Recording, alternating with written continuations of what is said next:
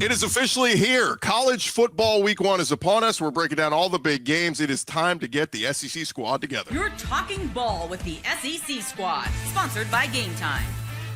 From Alabama to Tennessee, from Georgia to Oklahoma, from Auburn to Texas, it's the local experts of the Locked On Podcast Network bringing you scoops, breakdowns, and the most comprehensive preview of the upcoming SEC weekend. It's the SEC squad, and we have a seat for you. Hurt feelings and thin skin are prohibited. Squad up. You're part of the SEC squad. What's up, everybody? Welcome into the SEC squad. Sit back, grab your favorite beverage, and join us as we get you ready for week 1 of the SEC. Let's welcome in our squad panel. This week, we got Jay Smith of Locked On Sooners. Got Stephen Willis from Locked On Ole Miss. Corey Burton, Locked On Vandy. John Neighbors, Locked On Razorbacks. Matt Moscona from Locked On LSU making an appearance. Clint Shamblin from Locked On Bulldogs. And our buddy Matt Galatson making an appearance from Locked On Aggies. Gentlemen, welcome in. Happy game week. We've waited all freaking year for this. It is finally upon us. Let's jump into it as we do in season when we do the squad show. We always like to start segment 1 with asking, give me a prediction for your team this week. Not a score prediction, but something you think you will see from your team this week. Jay Smith, let's start with you. Yeah, the Sooners are going against the Fighting Redbirds, who also was 10-3 last season in FCS play. Very tough opponent for us, even though they lost to Iowa 40-0. So in my eyes, I think that we should get double-digit sacks this weekend against Illinois State and make them kind of suffer there in the trenches. I like it. Stephen Willis, what you got? Well, obviously, you could take the low-hanging fruit and say Austin Simmons 300 yards, a couple of touchdowns and stuff like that. But I think Kewan Lacey is going to have a plus 50-yard touchdown run this weekend. All right. Corey Burton, Locked On Vandy. Against Charleston Southern, I think you're going to see the debut of Martell Height as a three-phase player. He's going to score a punt return and an offensive touchdown. Yeah, I've heard he's going to be going both ways. John Neighbors, how about the Hogs? Well, they're going to score a lot of points and put up a lot of offense because that's really about all this team is going to be able to have this year. So against Alabama A&M being the easiest opponent, better put on a show, put on a little showcase and show that Bobby Petrino still got it. But I think you're going to see a lot of stats being stuffed for the Razorbacks on Saturday. Shouldn't be any complaints about Sam Pittman this week. Matt Moscona, what you got on LSU? I think neither LSU or Clemson scores 30 points. Wow. I like it. Defensive battle. We're going to break that down here in just a second. Clint, give me a thought on the Bulldogs taking on Marshall. Marshall last year gets rid of all their running back room. New transfers coming in. They have something like 65 new guys on this roster. I think Georgia holds Marshall, and this is not something to sneer at, under 125 rushing yards, which was a majority of Marshall's run last year, was over 200 rushing yards. I think this new look defense on Georgia is going to hold them down and keep them from getting over that mark. Yeah, we want to see that Georgia defensive front get dominant again. Matt Galatson, Locked On Aggies. What are you thinking for the Aggies taking on UTSA? Well, Jeff Traylor runs a good program at UTSA. A couple years ago, they had 10 wins. Last year, 7-6. I think they're going to be a little bit overmatched here. I've got 2 Aggies running for over 100 yards. Ruben Owens and Le'Veon Moss both going to break the century mark and score a touchdown on Saturday.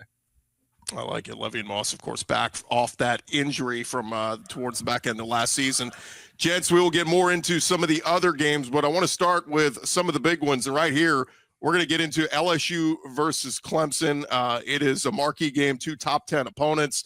Of course, all the talk about the quarterbacks, Cade Klubnik and Garrett Nussmeier. We know LSU has built a lot of, rebuilt a lot of their team through the portal. Clemson bringing a lot back. So, Matt, we'll start with you. Give me initial thoughts on this game. I think it's teams that are very similar, but they're built differently, if that makes sense. You have 2 unicorns in Klubnik and Nussmeier, and that they're fifth-year players that didn't transfer. They've stayed at their university their entire careers. I just don't think we're going to see that very often. Both are very deep, talented, experienced teams, but Clemson returns 16 starters. They have the most returning production in the country. LSU has a ton of depth, talent, and experience. That's what happens when you spend $18 million on your roster. It's just that most of these guys came via the portal. So the question for LSU is how quickly can all the new talent assimilate? But they are, it's what it's supposed to look like. I would comp it to what Ole Miss did a year ago, what Ohio State did a year ago in the portal, and going ham to go all in behind a veteran quarterback to trying to win a championship. It worked for Ohio State. It didn't work for Ole Miss, and that's kind of the hand that Brian Kelly's playing this year. Moscona, if we was talking LSU winning the game, what do you think has to happen? They got to run the football. It was LSU's Achilles. It's so weird, guys. Like I don't know about all you. We became conditioned for so long watching LSU in the Les Miles era running football. I mean, it's all they did. LSU was allergic to the forward pass for 15 years. And now you've seen Burrow and Daniels, who've been awesome. And, a year ago, LSU was dead last in the SEC in rushing offense. They were 107th in the country. And a big part of it wasn't always that they couldn't. It's they didn't try. They were 60-40 pass to run. So Joe Sloan's got to find balance in his play calling. Clemson a year ago, guys, for all the hype around Clemson's defense, and listen, Parker and Woods are outstanding. I think both those guys are going to be first-round draft picks. But Clemson was 84th in the country last year in rush defense. In their 4 losses, 3 of them they allowed over 200 yards rushing, and the other was Georgia that ran for 169 against them. So I think that's a defense that has some good individual players, but has a lot to prove with a new defensive coordinator. You want to open up the box score on Sunday and see the outcome of the game, look at LSU's rushing total. Open up to the squad. What are you guys thinking on this game? So Matt, I was going to ask you about the evolution of LSU's defense. Like, what do they kind of have to, obviously Cade Klubnik, but like focusing in on Clemson's offense. What are you expecting out of their defense? What do you expect out of LSU's defense? The thing is, guys, when we were all at media days, I saw quite a few guys there. Like, every interview I did with people, I tried to stress 2 things that I think most people don't know about LSU. Number 1, Garrett Nussmeier is the leading returning passer in the country. He's the only returning 4,000-yard passer in the country. Number 2, LSU had the number 1 portal class by a country mile. Steven knows this, what Ole Miss did a year ago. They went all in behind Jackson Dart to try to win a title. And Lane Kiffin gagged away 3 games he had no business losing. That's what LSU did this year in the portal. They went and loaded up, particularly on the defensive side. And I could tell you names, but you're not going to know them. Like, I could say, who here knows who A.J. Halsey is? Probably nobody, I'm guessing. Well, Chris, I know you do because you're an LSU guy. But, A.J. Halsey was all conference in the Big 12 last year at Houston. He's played in 36 games with 33 starts, and he is freaking amazing. He just showed up on campus in June, and he's already the best safety they got. Nobody knows that name, and I get it. It's not like saying John Mateer coming to Oklahoma, which I get why that's high profile and people know that name. But I'm just telling you, man, if it's Patrick Payton, who came in from Florida State and he's got 40 career TFLs, he's running with the 2s at defensive end. They're loaded, they're deep, they're talented, at every level. It's just a matter of, can they put it all together and how quickly they can put it all together. Whit Weeks is back. Harold Perkins is probably the name that we haven't spent enough time talking about because Harold, coming off the torn ACL, but he looks awesome, man. Y'all will be envious of this. Brian Kelly gives us a ton of access. We get to watch the whole practice. We get to watch all of it. So I don't have to look at 10 minutes of stretch and guess. I can go watch a full practice and tell you. Perkins is not wearing a brace. He's out there playing the star, so he's out there in space, just like a cheetah, hunting linebackers and dudes in space. They look great, man. It's just they got depth. It's what a $20 million roster should look like. It's just really bring it all together. Here's my only thing with LSU, because you named names and Perkins got to put it together this year or I'm done trying to hype that train because I've hyped it for a while on him. Yeah. I think LSU, it all comes down to the coach. You mentioned LSU's deficiencies last year. They are reminiscent of Georgia's deficiencies, actually. Yeah. Third down, Georgia couldn't convert a third down. We went 55% to 39% on third down because we couldn't run the ball. And that's what ultimately had us lose against Notre Dame. LSU season, because you look at the schedule, they got to get off to a hot start in game 1. We need to see this improvement in that defense in the run game right away, because then they got to stretch of very tough opponents all the way through. Florida's no joke on that defensive line. So what I'm looking for, I don't know who's going to win this game right now, but LSU, for me, I want to see him start off real hot and imposing that power. I get it. Nussmeier's awesome. Give me run, Kelly. Give me that line push and doing 3-yard line of scrimmage difference. And that's going to make me go, oh, now my pick for them to make the college football playoff, I feel really good about. When you look at Clemson and you look at the Baylor, those are the two games this weekend where a Big 12 team and an ACC team has a chance to take an SEC scalp at home. It is going to be a cauldron in both of those games. LSU has to be able to run the ball, especially with a new offensive line to protect Garrett Nussmeier. Garrett Nussmeier is a fantastic quarterback. Heck, I made the Netflix documentary as an Ole Miss person talking about Garrett Nussmeier. He's an excellent. Awesome. Yeah, it was crazy. But if you don't allow him to be protected, you're going to be problematic in getting a W out in Clemson because they need this W. They want this W. And LSU hasn't won a season opener in 5 years. So them and Auburn, they're going into cauldrons and they need to be ready for it. I think LSU is going to win the game, honestly, but I want to see how they react at the beginning when it's very cauldronous. Yeah, I think when you look at Clemson and with LSU, kind of as Matt may mention of LSU spent a lot of time getting some good portal players. The question now is about them gelling. I know the interior defensive line was a question because it was so young last year. You had a lot of good players. Dominic McKinley's one of my favorite recruits. I followed him since he was in middle school. Love everything about him. And I think that now this is the year for him to put it together. The question really is, what does that interior look like for you all going into this season? And then with Clemson, they've got a lot of old people on their roster. They're playing with a veteran offensive line, which is a rarity, in a way, but they're showing that they did a really good job of recruiting and they're bringing back so many players. I want to see what LSU's run defense looks like in this game. And I think that to me will be what dictates most of it, because if Cade Klubnik is forced to throw it too much, they haven't really seen a lot of success from that. It's like LSU's offensive line, the guys that they're going to count on have played more than 100 games with 60 starts. Yep. They just haven't played at LSU. I mean, Braylon Moore is a 2-year starting center at Virginia Tech. Josh Thompson's a multi-year starter at Northwestern. I mean, DJ Chester started every game for LSU last year. They've got so much old guys. I mean, you want to go to the defensive side? They brought in Jamari Butler from Nebraska. He's a defensive end who's a 6-year player. They brought in Jack Pyburn from Florida. He's a 4th-year guy. They brought in Patrick Payton from Florida State. He's a 5th-year guy. They brought in Bernard Gooden from South Florida, who has been awesome, by the way, in this fall camp. He's a 4th-year guy. Like, they're all old dudes that have played a ton. They just haven't played at LSU. It's very singular for this team. They're super talented everywhere. They just haven't all played together. And the coaches talk about how they got great leadership, and it's been really encouraging, and that may be the case, but it's such an unenviable task to have to, I wish, guys, they had a New Mexico State in week 1 just to go for a test drive before you got to open it up on the Autobahn against Clemson.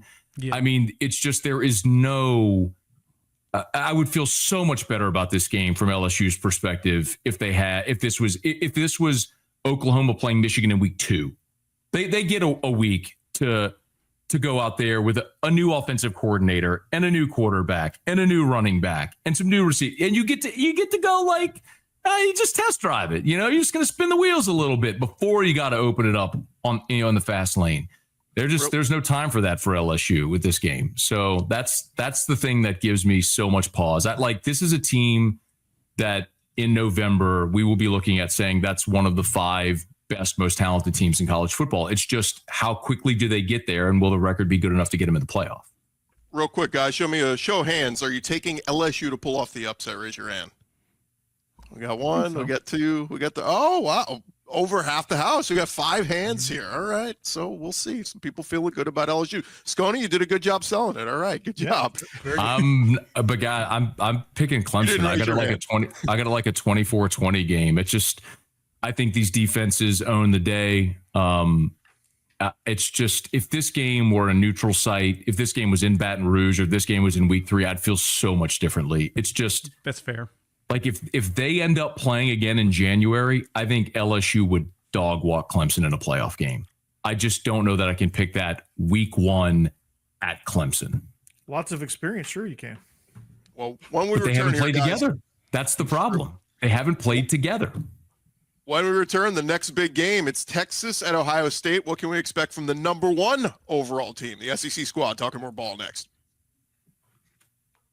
Hey, we first want to remind you guys about our friends at Upside, and this goes for all you SEC fans. Are you still paying full price for gas? Stop leaving money behind. Get real cash back every time you fill up with the free Upside app. You simply download the free Upside app in the App Store or Google Play right now and start earning cash at the pump today. Use our promo code Locked On College, and you can get an extra 25 cents back per gallon on your first fill up. You can make up to $300 a year just from buying the gas you already needed. At first, you'll think it's too good to be true, but it's totally legit. Real people are getting paid just to make their daily commutes, and you can too. You can cash out anytime to your bank account, PayPal, or an e-gift card for Amazon and other brands. Don't let this offer drive on by. Download the free Upside app using our limited time promo code. Actually, the code is football. Football, FOOTBALL, for a limited time 25-cent per gallon bonus. That's promo code football. Offers vary by user and location. Go to upside.com for terms and conditions. And hey, when the opening whistle blows on a new repair, get your crew moving forward with Supply House. Order today and see parts on your doorstep tomorrow. Over 280,000 plumbing, HVAC, and electrical items from the most trusted brands of the business. Their real-time inventory and honest lead times keep you from punting projects, and their industry-leading customer service always has your blind side covered. If you use the part finder, you will find all the tools and 3D schematics will save you hours on jobs where every detail matters. And you can join the free Trade Master program today. Score some serious perks like priority shipping, lower prices, and dedicated support line. All you got to do is visit supplyhouse.com. Sign up for free. Use our code SHCollege5. Get 5% off your first order. That's at supplyhouse.com. Real people, real service. Hey, guys, real quick, we have an important request. Locked On wants to hear from you. We got a listener survey up. It is at lockedonpodcast.com/survey to get started. Everyone who completes the survey will be entered for a chance to win one of 10 $100 Amazon gift cards. Again, it's lockedonpodcast.com/survey. Go check it out today. Scan that QR code and get registered. All right, guys, we are talking number 1 Texas at number 3 Ohio State. Look, we have had you guys overly criticize the number 1 Texas Longhorns on this show in recent weeks, and I thought who better to get on to give us a quality Longhorn take? A former Longhorn himself, a parade All-American in 2000, the number 16 overall recruit in the class of 2020 of 2000 rather, came into UT on the heels of Chris Sims and Major Applewhite, got his chance to shine before handing the reins over to a guy named Vince Young. He is the man with the record for fewest passes intercepted in a season at the University of Texas. He is former Longhorn Chance Mock joining us. Chance, welcome in, man. I appreciate you guys having me. I'm looking forward to hearing all these wonderful perspectives. Chance, you don't know. We've been getting tons of hate from the Longhorn fans on our SEC Squad show saying you guys are just hating on the Longhorns. They're the preseason number 1 team. So give us your take, man. Big stage on the road to Ohio State. What are you thinking on this one? Well, I think a couple things. Number one, I think if this game happened last year, I think it's an embarrassment. I think Texas was lucky to catch Michigan on the way that they caught them last year and was able to get a little momentum, right? I also think this year's team has a very different attitude, and I like it because for a long time, I mean, you can go all the way back to David McWilliams, to Makovic, to Fred Akers even, Mac Brown. And what was the talking point all the time? Oh, at Texas, everybody takes a shot. And you get that from Alabamas and the Tennessees and the Georgias, and I see an Arkansas flag. You don't get that as much, but that's okay. But we always hear that. And so that's what you get the coach speak, right? Well, finally, you got a team that's like, no, I mean, everybody's taking shots. Why don't we turn that momentum and change it into we're going to put the target on other people? We're being the hunters, not the hunted, right? And I think this team has a different attitude. And the last time that I saw that was with my buddy VY. He was Vincent Young, but then all of a sudden he got to take – I'm going to tell you all this real quick. It's probably too much. We're sitting in quarterback room meeting, and Coach Davis is sitting there. He goes, Vince. And Vincent goes, Coach, we got to hold on. My mama has called me Vincent my whole life. Who is Vince? And the whole room busted out laughing. And from that point, he became Vince Young, but he was Vincent. But that team started with Vince Young's attitude. That team lived and died with the way that Vince set the tone in that locker room. He was the one. He was the one that made them play loose. If you look back at that 2005 team, they felt like world beaters because they played loose. They went into the horseshoe and they played a very tough Ohio State team, knowing that that target was on USC down the road. I know that Arch hadn't played, and I know that there's going to be bumps, and Texas fans aren't going to like hearing this. He's going to have bumps. It's going to happen. The difference is, I think Arch has lived his life in the spotlight. He's lived his life watching his uncles, watching them fail, watching them succeed. He's been there. He's seen it. I don't think the show gets too big for Arch, and I think he plays relaxed because of what he's been raised to do his entire life. It's a pleasure to have you, Chance. And by the way, open forum, you guys. If you guys want to jump in, anybody got anything for Chance? But that was going to be my next question: is how does he handle the workload? You know, the pressure of being the quarterback at Texas. That itself is a lot of pressure. But being the preseason #1 team on the road at a top 5 team, it's does he feel the weight of the world on Saturday? I don't think he does. I think he has a really, really nice thing on his side right now. The offense is going to take time to get going. I like what they're doing. I think I like what they're going to do. I think Arch fits significantly into more what Sark likes to do than what Quinn did. That being said, we all know this. Defense wins championships. Defense starts out faster. This Texas defense is going to be good. No matter what the offense does, this defense is going to be good. They're going to rush the passer. They're going to make it difficult to run the football, and they're going to be good on the back end. That being said, it buys Arch and that offense a little time to get in their groove. Does that work in the horseshoe? I don't know. You're going to have to score points. That's just the fact of the matter. But I like the fact that you do get a guy and you get to go face a quarterback that's making his first start. Who's the pressure on? We used to like to always say that when I'm sitting in the dugout, I coach the kids' baseball team. Who's the pressure on here? Who's the pressure on here? Well, the pressure's on them. They're at home. They're the predicted one to win. And you got a first-time starter. Who's going to handle the pressure more or better, I should say? A guy making his first start who, I mean, he's a heck of a quarterback. And when you watch his running ability, I think that's going to be a bigger part on Saturday than most people really are expecting, to be honest with you. But when you take that versus what Arch Manning has dealt with his entire life, I think Arch views this in a whole different light than they are up there. And so I think that will be a difference in the game. Hey, Chance, thanks for Kelvin Banks. Who dat? We're excited about him. Hey, what about? Love him, dude. Oh, dude, he's already awesome. He's already the best lineman they got. What do you think about the line replacing 4 starters? I think it's always hard when you replace 4 starters. I don't think there's any good way to do it, and I think it's going to be tested on Saturday. And I think they're lucky that Arch has a little bit more mobility than Quinn, and Arch is a little bit bigger. But it takes time for that line to gel. Trevor Goosby is going to be a really good player. Is he there yet? We don't know. You don't replace a guy like Kelvin Banks and just not miss a beat. It doesn't happen. And Texas fans that want to think it's going to happen, I'm sorry, you're delusional, because offensive line is different. The only thing I can think that works like it is the defensive backs. But the offensive line has to work as a unit. And the only way to get really good working as a unit is to put in that time and preparation and the time on task. We talk about time on task all the time, and you've got to get those reps time on task. Otherwise, it's going to be a really, really long season. So it's going to take them a while. Texas fans are going to hate hearing that. I'm sorry. And I think this group could be really good by the time we roll into Oklahoma to Dallas to play Oklahoma. But they better be pretty damn good on Saturday if they want to have any chance. Yeah, that's the one thing I was looking at with Texas, and I appreciate you saying that, Chance, because that's the thing I've said to some of the Texas fans that attack me all the time, is that just with Arch, especially in that wide receiver room, the wide receiver room is pretty young. The depth behind it is young. It's a ton of freshmen. They brought in a lot of wide receivers. I think brought in 4 or 5. So there's a lot of young ones that's going to end up playing. The question is going to be, how fast does Arch gel with them? Even though they may have been practicing together in the spring, they haven't had real game reps together yet. Now, I mean, you bring in Emmett Mosley the 5th, who he's pretty solid at Stanford when he was healthy.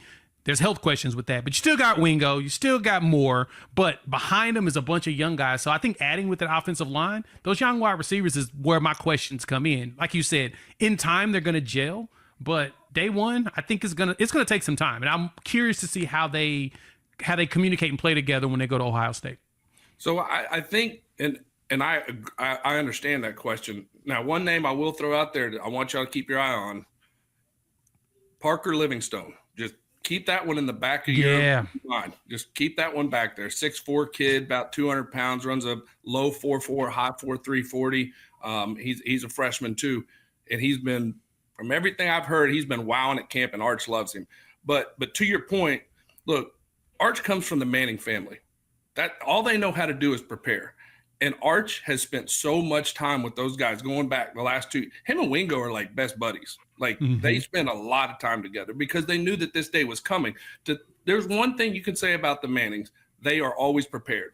That family prepares well, and there's not going to be Arch is not going to leave any stone unturned when it comes to the time. You know, Roy Williams, it was great. I loved Roy. Roy'd come banging on my door at 10:30 at night. Hey, Mock, you got the keys? Let's go up to the bubble. Let's go to the bubble. I'm like, all right, let's go throw. So we're throwing at 10:30, 11 o'clock at night. Arch is also the guy that's around there going, hey, let's go throw, because it does a couple things. Number one, it builds trust. Number two, it builds that bond. And number three, it keeps some guys out of trouble who might have a little extra thing they want to do at 10:30, 11 o'clock at night. They might not want to be throwing, and if you give them the opportunity, keep them out of trouble. I know there's some schools that have had that. Hey, we had a couple trouble issues when I was at Texas, and I had to go in and have the meeting with the coaches and vote if we're going to keep guys on the team, and that stuff's terrible. But back to your point, it does take time on task to gel. But if there is any quarterback coming into a season with a new set of receivers that I think will be prepared, I think it's Arch Manning because of what he's been prepared to do since he was a kid. Chance, with all the hype that is going on around Arch Manning and everything, what happens if it goes sideways Saturday for him? I don't. Number one, I don't think it's going to go sideways. I think issues are going to happen. I think he's going to I guarantee you, mark this spot on this broadcast. He is going to miss a blitz, and he's going to pay for it because his eyes are not in the right spot. That's okay. He's going to get looks he hadn't seen. It's the first game of the year. And that goes both ways. That Texas defense is going to be able to pin their ears back too. But that being said, he's a guy that he's not fazed by much. You've seen the patience.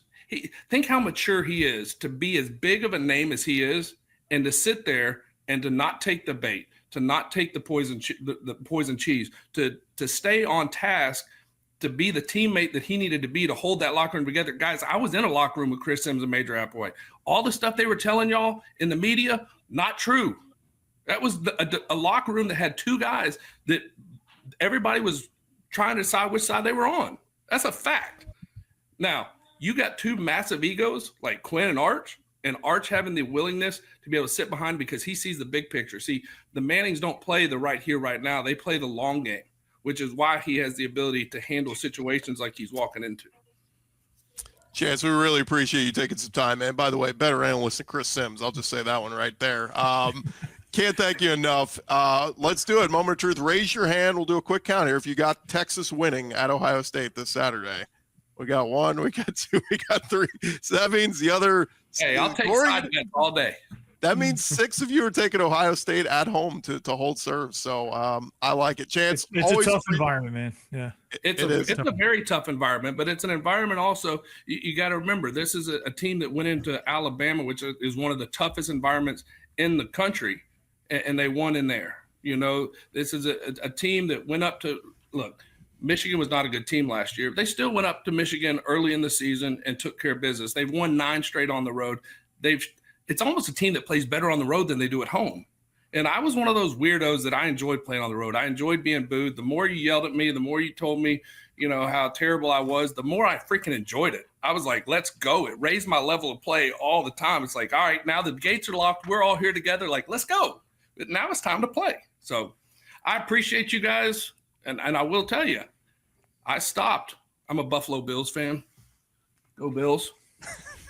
I had to stop the new episode of Hard Knocks to come visit with you guys, and I am really, really thankful that I did. You guys are awesome. I appreciate y'all. Thank you. We appreciate it, Chance. Thanks so much, man. Thanks, Really appreciate it. That was awesome. Yeah, Brad Kellner, our normal Locked On Longhorn host, cannot be here, so we need a Longhorn perspective. So who better than a guy who played it? Yeah, he's better than Chris Sims. All right, when we return, guys, what are some of the other big matchups in the SEC this weekend? SEC squad talking more ball next. And hey, I want to remind you guys about our friends over at Game Time. College football is back. We cannot be more excited. The tailgates, the rivalries, the energy in the stands, there's just nothing like it. And let's be real, actually getting tickets can feel like more of a battle than the game itself. Endless queues, hidden fees, prices jumping at checkout. That's why you got to use the Game Time app, the app that gives the advantage back to the fans. It's the easiest way to score last-minute tickets at the best price with no surprise fees. What you see is what you pay. Pull up Game Time right now. Just a few taps. You're going to see amazing deals. I'm talking about your favorite college football games as low as $25. The app makes it super simple. You can even see the exact view from your seat before you buy.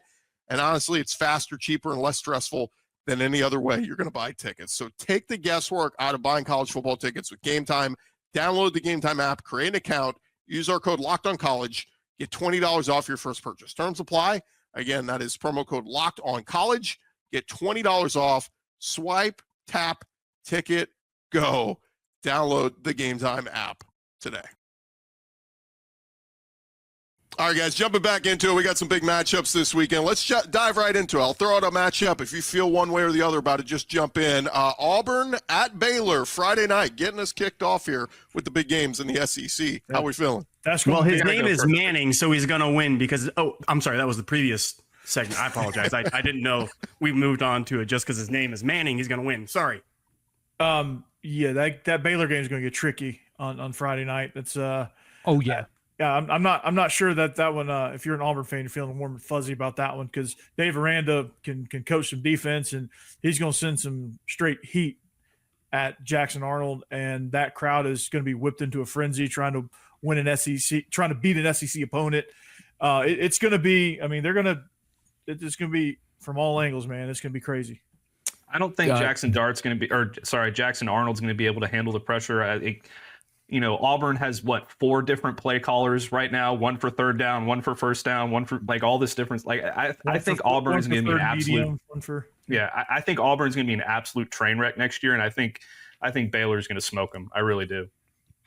Jackson Arnold was a disaster last year, and all we heard was all the injuries at receiver. Not minimizing that, it matters. Okay, well, Auburn has, some say, a top 3, 4, 5 receiving core in the country. Okay, you got no excuses, dog. You go to Baylor, 0, and you can't move the football. Big problems for Hugh Freeze. I don't know, guys. I got to see it to believe it. You can hype me all you want on Jackson Arnold and Auburn and the receivers. I watched the guy play last year. He stunk. Maybe he's better now, but fool me once, shame on you. Fool me twice, shame on me, sort of thing. Not buying him until I see it. Yeah, now I'm a numbers guy. Baylor is returning the number 9 team in the country in returning production, about 70%. 9th on offense, 25th on defense. And Dave Aranda's defensive guy. We've seen him coach on the defense. We've seen him do really good. He's bringing back a lot of his defenders. 63% of that production is returning. I think that they may actually make a run for the Big 12 championship, and that starts against Auburn. I mean, they were early last year, and all that's coming back. So, yeah. I mean, it's going to LSU dump trucked Auburn in that bowl game, or Baylor in that bowl game. They weren't very good. Yeah, but neither was Auburn, honestly, if we're going to be real about it. There's a very real world where at the end of this weekend, Danny Cannell looks like Randy from South Park over there with just going absolutely crazy. That is a very real thing that could happen. But Sawyer Robertson, I had John Forcade on my show, and John Forcade was like, hey, Sawyer Robertson was the best quarterback at the Manning Passing Academy. So I want to see what Baylor's offense looks like. Michael Trigg, the former transfer from Ole Miss, is there. There's some weapons on Baylor's team, and they're supposed to be pretty good this year. I don't know about Auburn. They've been in the news for all the wrong reasons for the last couple of weeks. So we'll see how it goes. But that is going to be an absolute cauldron. I talked about LSU and Clemson. This one on Friday night is going to be a zoo. Well, just the disorganization of calling plays is going to be a cluster. You know what? It's going to be crazy. It's going to be scrambled in Jackson Arnold's beginning of the season. You're going to need to have to go, like you said, like we all said, the mentality. How do you come out right of the gate? And Auburn, I don't know if they have that mentality. Baylor, I don't know if they do either. But on the road with a whole bunch of question marks, this to me feels like too many question marks to back Auburn in this game because they don't have that mentality. And the head coach is not instilling confidence to me so far. Maybe they'll show us, but I just don't. Yeah, I agree with you, Clint. I don't have the confidence in saying definitively Auburn can win this game. Auburn's going to win by 3 scores. Hugh Freeze is abroad, so Very good, John. We don't have a ton of time, guys, so I'll just throw out the other ones. We got Syracuse, Tennessee. We've got Alabama at Florida State. We've got Virginia Tech, South Carolina. Any of those you feel like somebody might be on upset alert? Syracuse, Tennessee is going to be a very interesting one to see what Fran Brown has cooked up for the new quarterback there at Tennessee. That one fascinates me, and I cannot wait to sit there and watch it. Fran Brown has done a fantastic job of recruiting, especially in the trenches. Yes. And on the defensive line, that is where he has been eating. Now, he lost his best freshman to go down to Texas, which that sucks. But at the same time, doesn't feel like he lost too much in what they added back on there. So I'm really intrigued to see if Tennessee's trenches is ready for that defensive line. That game really gets my attention. And Aguilar's a feast or famine type quarterback. If I'm reading his stuff right, he's either going to be the best in the world or he's going to throw 10 interceptions. Like there's rarely any in between with him. Virginia Tech and South Carolina is kind of an interesting game that could get sideways pretty quick. South Carolina, Lenore Sellers is a great player, but everybody needs to remember he's being coached right now by Mike Shula. So if Mike Shula's on one side and Lenore Sellers on the other, who wins out there? Seriously. All I know is Alabama better not lose to Florida State, bro. I don't think they will. But you lose 41 players. You got a starting quarterback who hadn't been able to crack the rotation for 3 years. You better not go to Tallahassee and lose as a 2-touchdown favorite, because if you do, I'm going to show my to the world on Yes, that. sir. That is going to be a The good news joyous is they don't day. Somebody They give don't me got the a back. flaming spear I could throw in the ground, ride a white horse in my front yard. That's a brick game. If Kalen DeBoer loses that game, a brick's going through a window at Alabama. Oh, yeah, 100%. 100%. He's going to be run out of that town. He might not even be able to show up to work on accident. He's going to have to Alabama's be not escorted by covering- Saban. Alabama's not covering that score. I don't think they're going to get off to that hot start. And Syracuse, Fran Brown, that team loves that man. He is a coach for Syracuse. He loves it up there. I think they give Tennessee a run for their money. I'm not calling them to get the upset, but it's going to be a closer game than what people are imagining. Yes. Yeah, it's going to get real interesting. Yeah, Alabama game could get real interesting, or it could be, the ant and the sledgehammer thing as well, too. So Before we wrap up, guys, William. want to thank all you guys for joining us. We've had a couple guys who haven't been with us for a while, so it is officially week 1. Appreciate all you guys for taking the time. Of course, a reminder to our listeners, it is another big moment for Locked On college football fans. Locked On and Fire TV are presenting College Football Kickoff, your ultimate college football weekly preview. Drake Toll of Locked On Big 12 are going to lead the conversation along 2-time AP Coach of the Year Gary Patterson and former college star Jesse Holley, and Locked On's local experts. You'll see a lot of us on there. A college football preview only Locked On can do. You can catch College Football Kickoff every Thursday throughout the season, only on Fire TV. For Jay Smith, Stephen Willis, Corey Burton, John Neighbors, Matt Moscona, Clint Chamblin, Matt Galatson, and of course, our buddy Chance Mock jumping in with us. Thank you guys for checking out the SEC Squad Show. We'll talk to you guys next week. Have a good weekend, everybody. peace.